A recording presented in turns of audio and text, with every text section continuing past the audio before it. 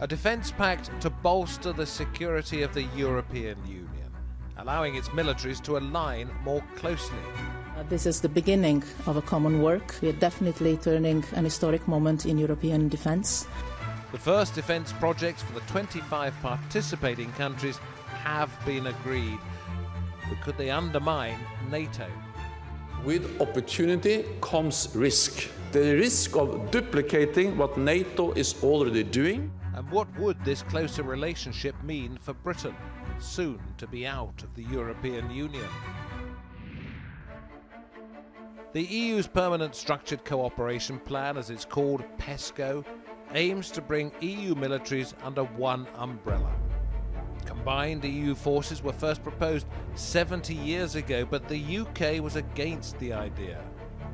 With Britain now out of the equation and America looking inward, there is a renewed effort to press on.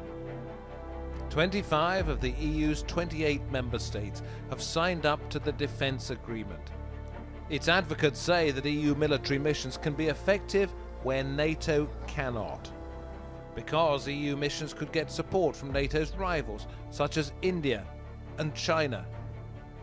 The eventual aim of EU's military integration is to deploy forces together and develop military capabilities, backed by a multi-billion euro fund for research.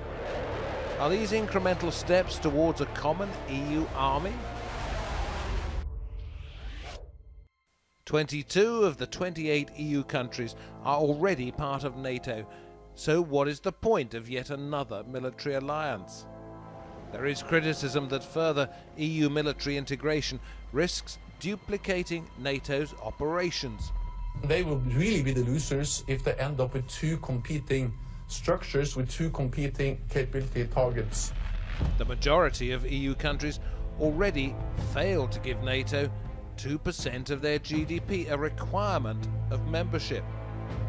Critics have questioned why they are now planning to give money to other defence initiatives.